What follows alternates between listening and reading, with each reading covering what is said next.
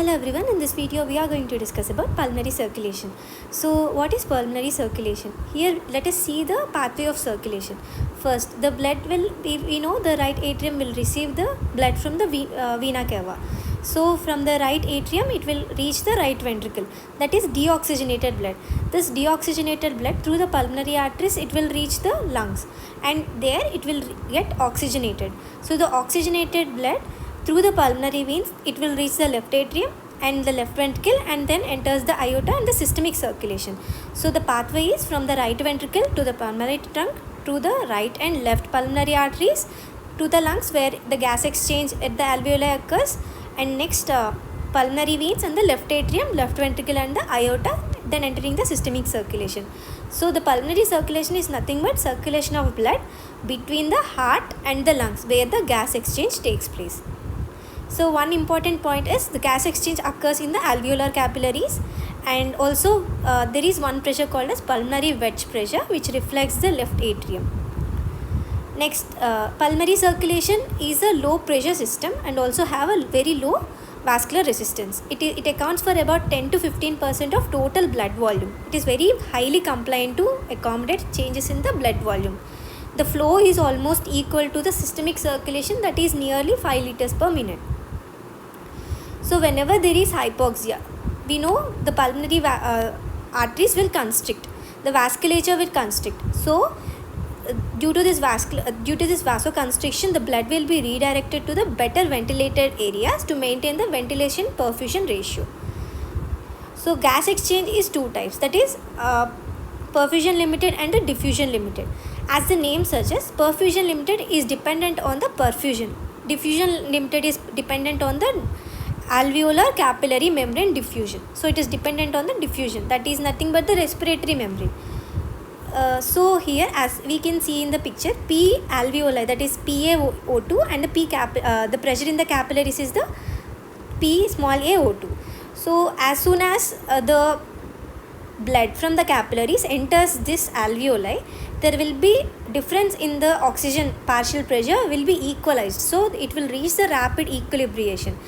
You can also see in this picture, as soon as they enter the alveoli, it will be turned from the blue to the red, which is indicating the oxygenation.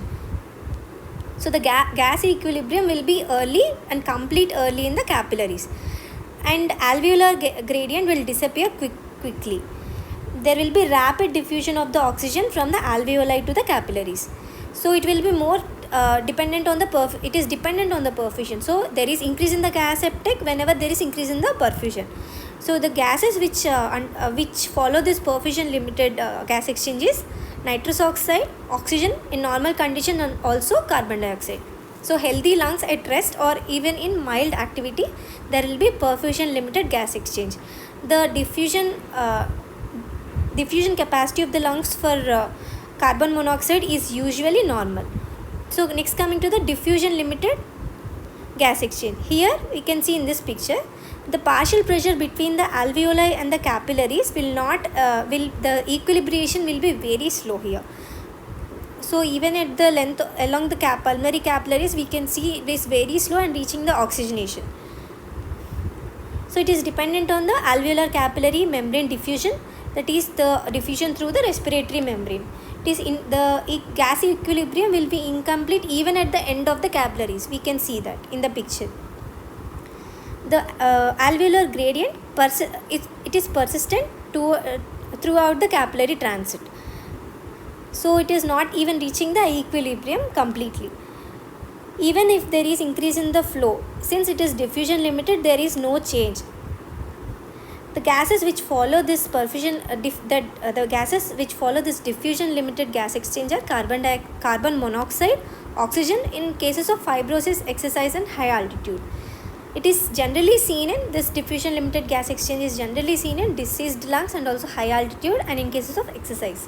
DLCO is usually reduced in these cases because it is dependent on the diffusion.